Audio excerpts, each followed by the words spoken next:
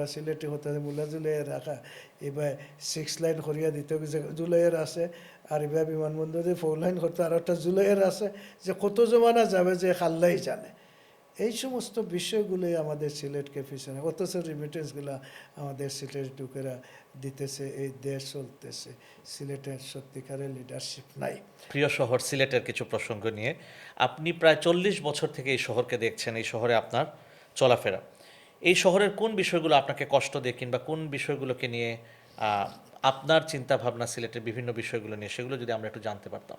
আসলে কেউ যদি শান্তিতে বসবাস করতে হয় তাহলে তার প্রতিবেশীর সাথে তার সম্পর্ক ভালো রাখা লাগবে। কারণ প্রতিবেশী যদি তার অশান্তিতে রাখতে চায় তাহলে কোনো কিছু দেশে শান্তিতে থাকতে পারবে না। আমি বিশেষ করে আমার লামাপাড়াবাসীকে অত্যন্ত শ্রদ্ধার সাথে আমি স্মরণ করছি। আমাকে একজন পুলিশ এসপি মানে ওনাকে আমি জিজ্ঞাসা করলাম, ওনারা এই সিকিউরিটি ক্যামেরা আমার বাসার সামনে সেট করে রাখলো, এবং এখানে শিশু সনদ করে একটা বড় একটা প্রতিষ্ঠান আছে, সেখানে তাদের একজন থাকতো শুধু আমাকে ওয়াচ করার জন্য। তখন কে আসছে কে গেছে সব তাদের রেকর্ড আছে।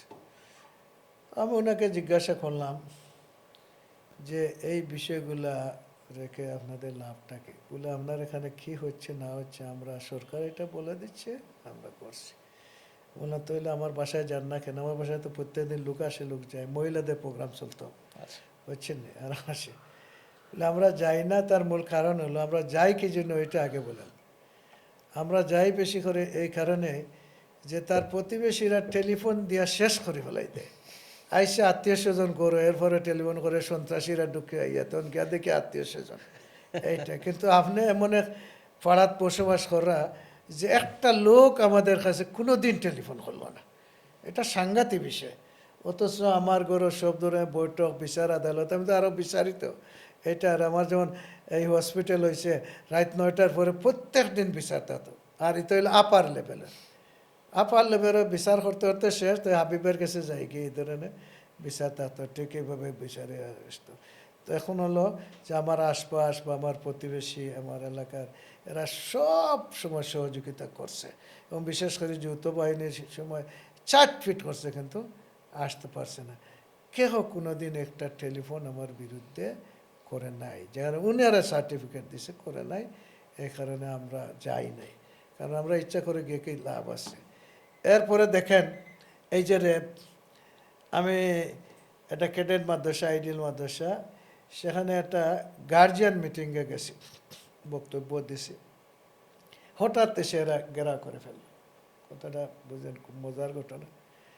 ঘেরাও করে ফেললো, তখন আমি বের হয়ে আসি, এখন তাদের সামনে দিয়ে আমি গেলাম, আর যেন হুন্ডা দিয়ে আনলো তারা এইদিকে। আমি জিজ্ঞাসা করলাম কি? বলে না এখানে একটা কাজ আছে আমরা আসছি। তো তারা চিনেন আমাকে, আমি চিনি না, কিন্তু এই যাওয়ার ব্যবস্থাটা তারাই করে দিছে, যে হুন্ডা তারা সামনে দিয়ে বলছে আমরা এই দিকে চলে যান। গেছি, তারা ঘেরাও করছে। এরপর আমি জিজ্ঞাসা করলাম তাদের অধিদা একটা, বলে বিষয়টা কি রে ভাই? আমি এখানে চেয়ারম্যান, এইটার কেসে এইটা কি? আমি বললো যে আবির সাহেব বলে লাভ নাই, এই আশপাশ দোকান থেকে টেলিফোন এমন আসছে যেখানে সব জঙ্গিরা চলে আসছে ওনার নেতৃত্বে, এবং বলছে আপনি আমাদের সামনে দিয়ে গেছেন। আমি তো তারা এই কারণে আইসে এটা আমি বুঝছি না। আমি বলছি কী কারণে আইসে? বলে না ওনার একটা বাসাত এখানে আমরা এই কারণে আসছি। আমি জিজ্ঞেস করছি, বললে আপনি যে গেছেন সবটা আমরা দেখছি সবটা, কিন্তু এই ধরনের টেলিফোন লিডারদের কাছ থেকে হলো একটু লিডার এদের কাছে আসতেছে যে এক্ষুনি যান অস্ত্র সব কিছু পাবে। কিন্তু দেখেন এই রেপ আমাকে সহযোগিতা করলাম, আমি গেলাম। এখানে সকল মানুষ খারাপ না, খারাপ আছে কিন্তু সকল মানুষ খারাপ না। এই সমস্ত বিষয়গুলো নিয়ে আমার প্রথম কথা হলো যে প্রতিবেশীর সাথে সম্পর্ক। আল্লাহ রসুলের একটা হাদিস, আল্লাহ রসুল বলছেন 3বার বলছেন যে তুমি মুমিন না যার প্রতিবেশী তার কাছ থেকে কষ্ট পায়, এই 3বার বলছেন। সাহাবায়ে আমরা এমনকি প্রশ্ন করছেন যে আল্লাহ রসুলের এই কথায় বোঝা গেছে যে প্রতিবেশীরা আল্লাহ রসুল আপনার উত্তরাধিকারে বানিয়ে ফেলবেন, মানে এই যে হলো। কারণ ওইসে কি মনে করেন আজকে বাড়িঘর আমরা করছি এসে, এখানে তো আপনার পুরা গোষ্ঠী নিয়ে আসছেন না। আপনার ঘরে কোনো সমস্যা হয় আপনার লাগার লোক যারা এরাই আসবে। এই কারণে প্রতিবেশীটা হলো মূল। এই জিনিসটা আস্তে আস্তে আমার শহরে নষ্ট হয়ে গেছে। এই যে বিভিন্ন পাড়া মহল্লা আমরা দেখি। এই কিছুদিন আগে একটা ঘটনা ঘটছে, আমার কাছে নিয়ে আসছে। এই বাচ্চাটা হাফিজি পড়তেছে, বড় প্যাথেটিক ঘটনা। মাদ্রাসা থেকে আসার সময় তার গাড়ি নিজের গাড়ি নিয়ে আসতেছে, গাড়িটা আটকাইয়া জোরে করে বাচ্চাকে হাইজ্যাক করে নিয়ে যাচ্ছে, টেনে হেসে নিয়ে যাচ্ছে, বাদে লোকেরা এসে তারে আটকাইছে। কিন্তু এইটার আসামিটা আজ পর্যন্ত ধরে নাই। এইটা 4টা চোটে চিন্তা করেন, এগুলো শুনে নিজে কান্নাকাটি করছে যখন এইটাগুলো আসছে। এখন সবচেয়ে বড় সমস্যা আমি যেটা দেখছি, এই সিলেট শহর নায়িকা সারা বাংলাদেশই হবে, তো সিলেট শহরেও একটা নিরাপত্তার অভাব।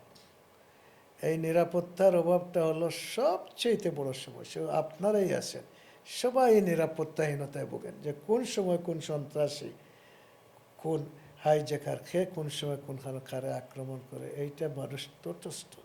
বড় উচ্চ লেভেলের যারা আছে আলাপ আলোচনা, সবচাইতে বড় সমস্যাটা হলো এই নিরাপত্তার অভাব। তো আমার মনে হয় শুধু সিলেট না, এইটা সম্ভবত সারা বাংলাদেশেই হতে পারে। এই যদি নিরাপত্তাটা যে কোনো পর্যায়ে আমরা নিয়ে আসতে পারি, তাহলে মানুষ শান্তি হয়ে যাবে। সে তার রুজি রোজগারের চিন্তা সে করবে, আপনি একটা সুযোগ করে দিলে। কিন্তু নিরাপদ নয়। আজকে যেমন মুসলিম যারা আছে, এরা আমি তো এখন তো সবাই আমার কাছে খুলে এই একটি জিনিস মাত্র ফিল করতেছে ওনারা, যে আমরা কোথায় গেলে নিরাপত্তা পাবো। বিশ্বাস করেন, আমার এইটা কিছুদিন আগে গোপালটিলে আমি মিটিং করছি, সবাই তারা ওনারা নিয়ে নিচ্ছে। আমি দেখলাম সবাই এই চিন্তা যে আমরা নিরাপত্তা কোথায় গেলে পাবো। আমরা মানুষের 4টা নিরাপত্তার দরকার। একটা হলো তার জানার নিরাপত্তার দরকার, তার সম্পদের নিরাপত্তার দরকার, তার ইজ্জতের নিরাপত্তার দরকার, তার ধর্মীয় নিরাপত্তার দরকার। এই 4টাই অভাব, 4টাই অভাব। এ কারণে এই ধরনের নিরাপত্তা যদি প্রতিষ্ঠিত হয়, তাহলে মানুষ শান্তি হয়ে যাবে। বাকি কর্মসংস্থা বা এটা নিজেরা ব্যবস্থা করবে, সরকার সহযোগিতা করলে এটা আগাবে ইনশাআল্লাহ। এই জিনিসটা আমার কাছে এক কথায় যেটা ধরা পড়ছে, নিরাপত্তা। দ্বিতীয়টা হলো যে সিলেট শহরটা এত অপরিকল্পিতভাবে গড়ে উঠেছে। এই যে নির্বাচনের কারণে আমি দেখলাম, ইয়া আল্লাহ, পাড়ে জঙ্গল খাটিয়া বাড়িঘর করিয়া ছোটো ছোটো রাস্তা, একটা লইয়া গেলে আর একটা লইয়া বারোইবার কোনো পথ নাই। কোন দিকে পানি যাইত, কোন দিকে বার হইতো, এটা কোনো খবর নাই। এটা একদম অপরিকল্পিতভাবে সিলেট শহরটা গড়ে উঠছে। আর এটা এক্সটেনশন করিয়া এমন জায়গায় নেওয়া গেছে, কোনো মাস্টার প্ল্যান নাই। সেই দিন আমি তাদেরকে বলছি, মিটিংয়ে আমি গিয়েছিলাম সিটি কর্পোরেশনের, আমি বলছি এটা কি, এটা হলো বলতে বড় অপরাধ, কোনো প্ল্যান নাই, প্রোগ্রাম নাই, কি করবেন। একটা মাস্টার প্ল্যান নিয়ে আপনারা যে কাজ করতেন, তা আজকে সিলেটের এই অবস্থা হতো না। সিলেট কিন্তু সাংঘাতিক বঞ্চিত, কারণ ঢাকা পর্যায়ে আমাদের আগের সচিবরা ছিল, আর্মি চিফরা ছিল, এর পর্যায়ে যিনি জেনারেল তাকায় 20 জন থেকে 10 জন থাকতো সিলেটের, কোনো সময় 50% ছাড়তো। আজকে সচিব পর্যায়েও নাই, এই জেনারেল পর্যায়েও নাই, রাজনৈতিকভাবেও সিলেটের লিডারশিপ ঢাকা কেন্দ্রিক নাই, যে কারণে সিলেট কিন্তু একদম বঞ্চিত। আন্তনগর রাস্তাটা কি হয়েছে, চলাফেরা করার কোনো সুযোগ আমরা নাই। এটা মুলা জুলাইয়া, আমরা সিলেটে হতে মুলা জুলাইয়া রাখা, এবার 6 লাইন করিয়া দিতে জুলাইয়ের আছে, আর এবার বিমানবন্দরে 4 লাইন করতে আর একটা জুলাইয়ের আছে, যে কত জমানা যাবে যে খাল্লাই জানে। এই সমস্ত বিষয়গুলোই আমাদের সিলেটকে পিছনে, অথচ রিমিটেন্সগুলো আমাদের সিলেট ঢুকেরা দিতেছে, এই দেশ চলতেছে। সিলেটের সত্যিকারের লিডারশিপ নাই। আর একটা জিনিস যেটা হলো এই 15-16 বা 17 বছর যেটা নষ্ট হয়েছে, সেটা হলো এই সিলেটটা আসলে সম্প্রীতির একটা সিলেট ছিল। আমরা যে কোনো সমস্যা হলে কিন্তু কামরান ভাই থাকতেও আমরা বসে সমাধান করে ফেলেছি। এর আগে তো আরিফও যে ছিল সময়, এই সময় বসেছে। কিন্তু এই 15 বছর যে হয়েছে, এখন আর এই বসাবসি নাই, যেখানে যেটা মনে ঘটনা নতুবা আমরা সিলেটের যারা আছি সব সময় বসিয়া ডিসির অফিসে বসিয়া সমাধান করে ফেলছি। এই সম্প্রীতিটা কিন্তু নষ্ট হয়ে গেছে। আমি মনে করি এটা যে ফেরত আসে, কারণ সব জিনিস আইন দিয়ে হয় না, গোদা দিয়ে হয় না। আমরা সাময়িক একটা দেখতে পারি, কিন্তু যেভাবে কাউন্সিলিং করে বসে যেভাবে যেটা করা যায়, এই জিনিস অন্য জিনিসে করা যায়। যেমন আমি কত বিচার করি, কোনোদিন কোনো বিচারের রায় আমি দেই নাই। অনেকে বলবেন রায় দেন, বললেন না, আমি রায় দেওয়ার জন্য বসি নাই।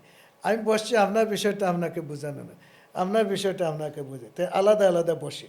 বসে যখন যে কনভিন্স হইলো দুই গুরু তখন দুই গুরু একত্রিত করি। আমার নিয়ম হলো আলাদা আলাদা বসিয়া যত বিতর্ক করার আগে করে নেই, করিয়া যখন কনভিন্স একটা পয়েন্টে আসলো তখন দুই গুরু এখানে হয়েছে বসে এখানেও বসলাম, বসার পরেই শেষ। কারণ সে তার মানিয়া নেই, কিন্তু বলবে আপনি বলে দেন, বলে আমি বলবো না, আপনারা বলেন। যেমন আমি দিলাম দুইজন এক হয়ে গেছেন, তখন আমি বললাম আপনারা দুইজন তো এই বিষয়ে এক হয়েছেন, বলে ঠিক, তাহলে এটাই আমার মত। এই কারণে বিষয়গুলো সহজ। আমার মনে হয় নিরাপত্তাটা আমরা নিশ্চিত করি। আমার সিলেটের অবকাঠামোগুলো একটা মাস্টার প্ল্যানের মাধ্যমে যদি আমরা ঠিক করে কাজ করতে পারি, ঢাকার সাথে যোগাযোগটা আমরা ঠিক মতো রাস্তা করতে, যেটা আমি বারবার বলতেছি, এখন ডাবল লাইনের দরকার। এই সিটাং হয়েছে, এটা ডাবল লাইনের রেলের দরকার। এই সমস্ত জিনিসটা আমরা করতে পারি, এবং বিশেষ করে বিমানবন্দরে আসলে পরে আমাদের বিদেশির যারা আছে তাদেরকে সম্মান দিতে পারি, সহযোগিতা করতে পারি।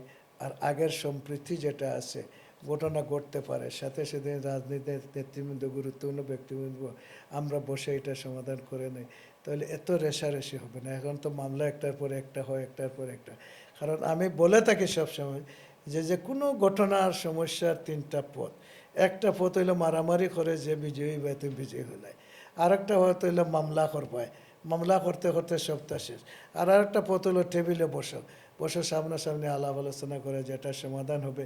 এই টেবিলের সমাধানটা হলো সবচেয়ে উত্তম সমাধান, সেটা মানুষের মন থেকে যায়। এই পরিবেশটা যে সিলেটে চলে আসে, তাহলে সিলেটটা শান্তি, তার নিরাপত্তার সাইডটা, অবকাঠামোর দিকটা, আর সম্প্রীতির বিষয়টা, এই জেলে যদি আমরা এস্টাবলিশ সিলেটে করতে পারি, তাহলে এই সিলেট একটা শান্তির সিলেট হবে ইনশাআল্লাহ।